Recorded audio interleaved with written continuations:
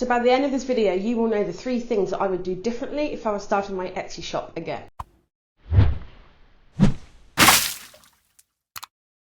Hi everyone, so today I'm doing a little bit of a different video. I'm going to be telling you 3 things that I would do differently if I was setting up my Etsy shop again. That's not to say that I like to live in the past and sort of like dwell on things, but definitely if you're a business owner like me, you look back and you think, wow, I made some mistakes. So tip number 1. I wish that I had a bank of about 10 to 50 products before I launched. So what I mean by that is I would have made my shop, set it all up. I would have made my listings, made my products, sorted all of that out, but listed them in the drafts. And how I would have done this is I would have drip fed my products, so one every single day for the month after I launched my shop. And this would have meant that in the eyes of Etsy, I would have been listing something new every single day. I would have been making something new every single day. Etsy likes recency. They really, really like you to be in your shop in the beginning, listing new things and keeping it fresh. So in my opinion, that does give your shop a real boost. If you're just starting out, it might be an idea to at least have a bank of about 30 items so that when you launch your shop, you will be able to have 30 items in your draft that are already made that you can drip feed into your new shop, which means that you can focus on other things whilst you're building your business. And this actually continues to work for me today. So what I do is every month I make about 15 to 20 new products, and every day or every other day I publish one of those products. Now, no one really knows the Etsy search algorithm, but I do feel like this has helped me immensely for ranking on page 1 for many of the searches that I'm aiming for. And at the end of the day, as a new shop, what more could you ask for? And especially for a new shop as well, if you start getting traction early on, i.e. you start getting sales or favourites or views, that listing then builds up traction in Etsy's eyes, then it'll show your listing on page 1 more often. And this is especially important as well from a time aspect. If this is a side hustle or you're working full time, it's quite important to batch do things. So if you make 50 products straight off the bat, you list them in your Etsy drafts, then all you have to do every day is just go into your drafts and publish that. And if that's the minimum that you do every day, you are off to a really good start. Once you've published those 50 products, Etsy customers aren't going to go in your shop and think, there's not a lot of products in here. Should I trust this shop? Are they going out of business? Are they taking this seriously? Will they take my order seriously? It's like if you walked into a shop and there was only 2 or 3 products in the shop, you kind of feel a little bit awkward and a bit, well, I don't really want to put my money in here. I don't really want to trust this shop. And it's the same in your Etsy shop. The more products you have, the more trust that you build. And what I did in the beginning of my business before I discovered this hack is that I had an hour and a half commute both ways every single day. So I would come home at 7:30, 8 o'clock at night, and I would start working on my Etsy shop then. And so what happened was, after a few months of doing that, I gave up really, and I let my Etsy shop slide, and I would only work on it at weekends, and I'd only list products on the weekends, which meant that 2 products a week were being added to my shop, which is still good, don't get me wrong. But as a new shop, I really ideally could have needed with that boost in the beginning. And then I just ended up pulling all-nighters and doing really unhealthy work-life balance habits to get my Etsy shop back. But that's on my next tip.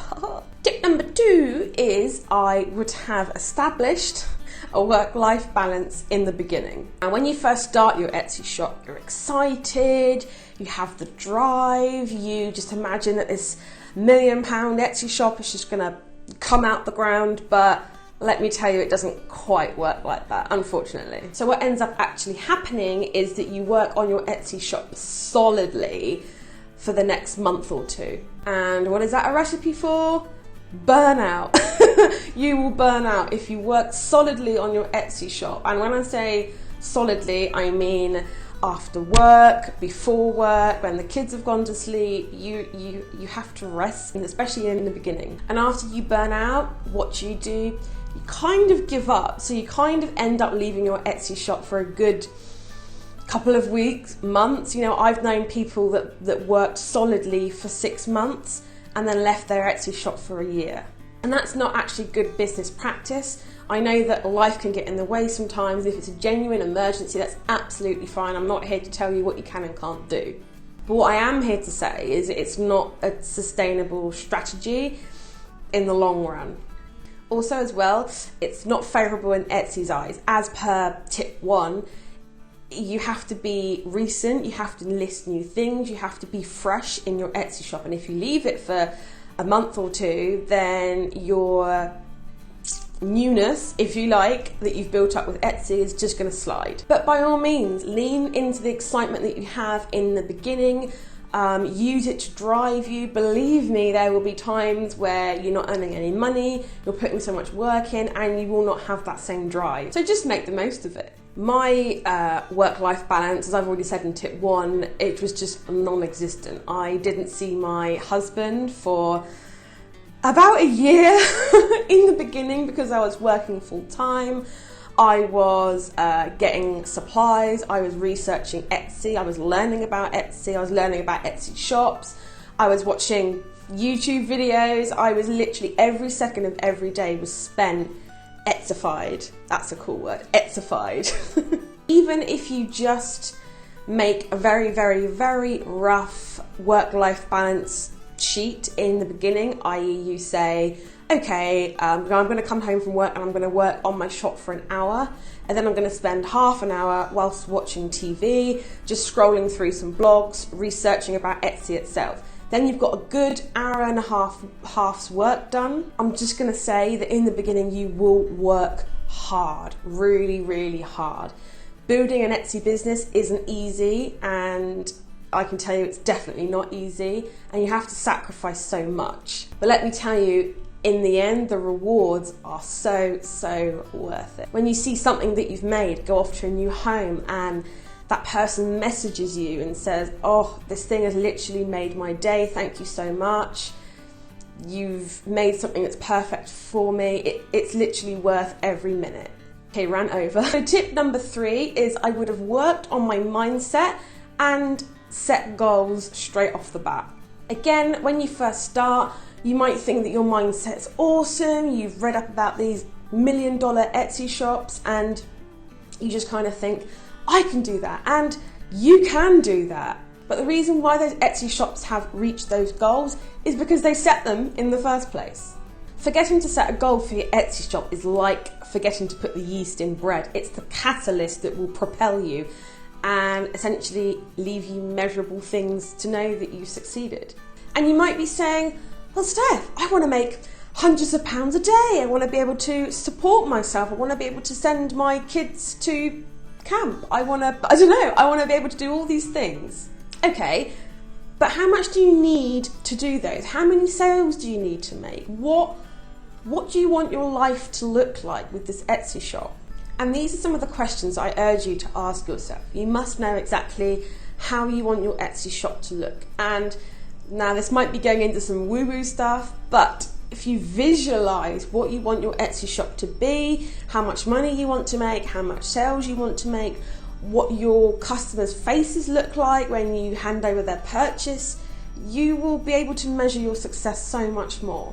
So the 3 top questions to get you started in this, I would say to ask yourself is, number 1, why do you want your Etsy shop? Do you want it to give you a purpose? Do you want it to make money? Do you want it to, as a hobby? What do you want your Etsy shop for? Number 2 is, how do you want your Etsy shop to feel? How do you want it to look? This does go heavily into branding, but you have to imagine your Etsy shop as a actual physical store. What feel do you want the customers to have when they walk into your shop? Number 3 is, how much money do you want to make? How many sales do you want to make?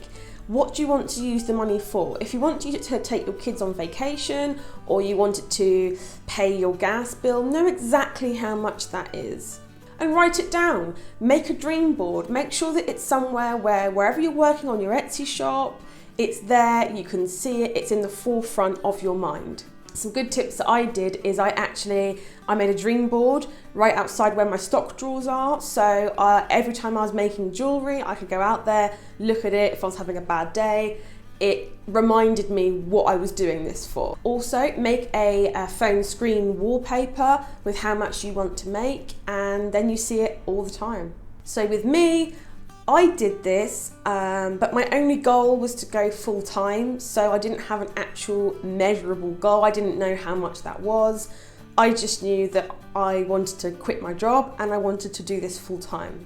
And I do truly believe that if I'd have set a monetary goal, if I'd have known exactly how much that was, if I'd have visualized how I wanted my Etsy shop to be, what impact it would have on my life, I would have reached it so much sooner. And also, I didn't know quite how I was going to do it. I know I had this Etsy shop and this jewelry business, but I didn't know exactly how I was going to make those sales. And that's another thing. If you set a goal, you have to essentially know how you're going to reach it. How many units do you have to sell? How are you going to sell them? It's a good idea just to get this sorted out in your head, or write it down, even better, journal it out. Make sure that you answer the questions. If you've liked this video or it's been helpful to you, please share it with your fellow crafters. Like it, subscribe, comment down below and let me know what tip was most useful to you. I will see you soon. Bye! Guys, before you go, have you downloaded this yet? Click the link below to get it. 74 pages worth, 30 days to open up a kick-butt Etsy shop. Packed full of information, it's free. Click the link, go get it. It took me so long to write, but honestly, this will help you. If you have an Etsy shop or you don't have an Etsy shop yet, but you want one that makes you a full-time income, go get this. It's free. Now, I'll wait.